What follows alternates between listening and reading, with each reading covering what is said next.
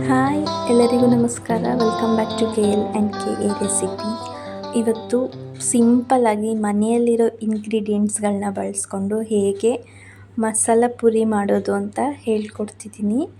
Same ಹೊರಗಡೆ ಹೇಗೆ ಸಿಗುತ್ತೋ ಅದೇ ಥರ ಟೇಸ್ಟ್ ಇತ್ತು. ನೀವು ಮನೇಲಿ ಈ ರೆಸಿಪಿನ ಒಂದ್ಸಲ ಟ್ರೈ ಮಾಡಿ.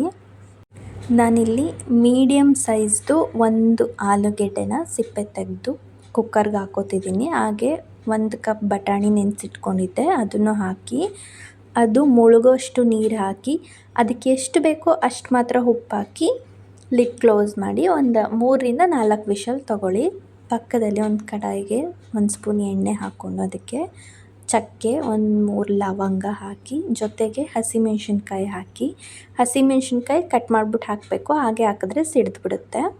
ಹಾಗೆ 1 ಈರುಳ್ಳಿ 1 ಟೊಮೆಟೊ ಹಾಕಿ ರೋಸ್ಟ್ ಮಾಡ್ಕೊತಿದ್ದೀನಿ. ಸ್ವಲ್ಪ ಕಲರ್ ಚೇಂಜ್ ಆಗಬೇಕು, ಹಾಗೆ ಸ್ವಲ್ಪ ಸಾಫ್ಟ್ ಆಗಬೇಕು, ಅದಕ್ಕೋಸ್ಕರ ಸ್ವಲ್ಪ ಉಪ್ಪು ಹಾಕ್ಕೊಳ್ಳಿ, ಬೇಗ ಆಗುತ್ತೆ. ನೀವು ಬೇಕಾದರೆ ಈ ರೆಸಿಪಿನ ರೆಡ್ ಕಲರ್ ಬೇಕು ಅಂದರೆ ಒಣಮೆಣ್ಸಿನ್ಕಾಯಿ ಹಾಕ್ಕೊಂಡು ಮಾಡ್ಕೋಬೋದು. ಅದು ಆರಿದ್ಮೇಲೆ ಅದನ್ನು ಒಂದು ಮಿಕ್ಸಿ ಜಾರ್ಗೆ ಹಾಕ್ಕೊಂಡು ಅದಕ್ಕೆ 1 ಇಡಿ ಕೊತ್ತಂಬರಿ, 1 ಇಡಿ ಪುದೀನ ಹಾಕಿ ಜೊತೆಗೆ ಬೆಳ್ಳುಳ್ಳಿ ಹಾಗೆ ಶುಂಠಿ ಹಾಕಿ ರುಬ್ಕೋಬೇಕು. ಬೇಕಾದರೆ ನೀವು ಶುಂಠಿ ಬೆಳ್ಳುಳ್ಳಿ ಪೇಸ್ಟ್ ಹಾಕ್ಕೋಬೋದು. ನಾನಿಲ್ಲಿ ಫಸ್ಟು ಸ್ವಲ್ಪ ಬಟಾಣಿನ ತೆಗೆದಿಟ್ಕೊತಿದ್ದೀನಿ. ತುಂಬ ಮ್ಯಾಶ್ ಆಗಿಬಿಟ್ರೆ ಚೆನ್ನಾಗಿ ಟೇಸ್ಟ್ ಬರಲ್ಲ, ಅವಾಗ ಸಿಗ್ತಾ ಇರಬೇಕು ಬಾಯಿಗೆ, ಆದ್ದರಿಂದ ಅದ್ರದ್ದು ನೀರನ್ನು ಸಹ ತಗೋತಾ ಇದ್ದೀನಿ. ಅದನ್ನು ಚೆಲ್ಬಿಡ್ಬೇಡಿ, ನೀರು ಮುಂದೆ ಯೂಸ್ ಆಗುತ್ತೆ. ಅದನ್ನು ಚೆನ್ನಾಗಿ ಮ್ಯಾಶ್ ಮಾಡಿಕೊಂಡು ಸೈಡಿಗೆ ಇಟ್ಕೊಳ್ಳಿ. ಆಗಲೇ ರುಬ್ಕೊಂಡಿದ್ದ ಮಸಾಲೆ ಎಲ್ಲ ಒಂದು ಕಡಾಯಿಗೆ ಹಾಕ್ಕೊಂಡು ಎಷ್ಟು ಬೇಕು ನೀರು ಅಷ್ಟು ಹದಕ್ಕೆ ನೀರು ಹಾಕ್ಕೊಂಡು ಜೊತೆಗೆ ಅಚ್ಕಾರದ ಪುಡಿ, ಸ್ವಲ್ಪ ಗರಂ ಮಸಾಲ, ಪಿಂಕ್ ಸಾಲ್ಟ್ ಬರುತ್ತೆ ನೋಡಿ, ಅದು ಇದೇ ಟೇಸ್ಟ್ ಬರೋದು ಇದಕ್ಕೆ. ಇದು ಹಾಕಿದ್ರೆ ಯಾವ ಚಾಟ್ ಮಸಾಲನೂ ಬೇಡ, ಆಮ್ಚೂರ್ ಪೌಡರ್ ಬರುತ್ತಲ್ಲ ಅದು ಬೇಡ. ಈ ಪಿಂಕ್ ಸಾಲ್ಟೇ ತುಂಬ ಟೇಸ್ಟಾಗಿರುತ್ತೆ, ಇದೊಂದಿದ್ರೆ ಸಾಕು. ಹಾಗೆ ಬೇಯಿಸ್ಕೊಂಡಿದ್ದಂಥ ಬಟಾಣಿ ಆಲೂಗೆಡ್ಡೆನೂ ಅದರೊಳಗಡೆ ಹಾಕಿ ಒಂದು 7ರಿಂದ 8 ನಿಮಿಷ ಚೆನ್ನಾಗಿ ಕುದಿಬೇಕು. ಅದು ಕುದ್ದಷ್ಟು ಟೇಸ್ಟ್ ಚೆನ್ನಾಗಿರುತ್ತೆ. ಯಾರೆಲ್ಲ ಸಬ್ಸ್ಕ್ರೈಬ್ ಮಾಡ್ಕೊಳ್ಳದೆ ನೋಡ್ತಿದ್ದೀರೋ ದಯವಿಟ್ಟು ಚಾನಲ್ನ ಸಬ್ಸ್ಕ್ರೈಬ್ ಮಾಡ್ಕೊಳ್ಳಿ. ನೋಡಿ, ಈ ಹದದಲ್ಲಿರಬೇಕು ಗ್ರೇವಿ. ತುಂಬ ತೆಳ್ಳನೂ ಆಗಬಾರ್ದು, ತುಂಬ ಗಟ್ಟಿನೂ ಆಗಬಾರ್ದು.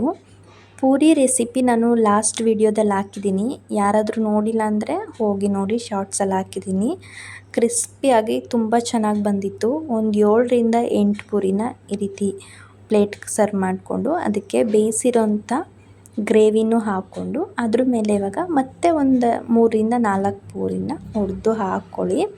ಅದ್ರ ಮೇಲೆ ಮತ್ತೆ 1 ಸ್ಪೂನ್ ಗ್ರೇವಿ ಹಾಕ್ಕೊಂಡು ಅದಕ್ಕೆ ನೀವು ಬೇಕಾದರೆ ಸೇವ್ ಹಾಕ್ಕೋಬೋದು. ನಾನು ಸೇವ್ ಹಾಕಿಲ್ಲ, ಇರಲಿಲ್ಲ ನನ್ನ ಹತ್ರ.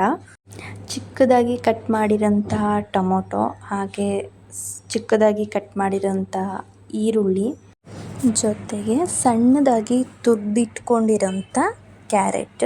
ನೀವು ಈ ಟೈಮಲ್ಲಿ ಪೆಪ್ಪರ್ ಪೌಡರ್ ಬರುತ್ತಲ್ಲ ಅದನ್ನು ಹಾಕೋಬೋದು. ನನಗೆ ಗ್ರೇವಿನೇ ಸ್ವಲ್ಪ ಖಾರ ಇತ್ತು.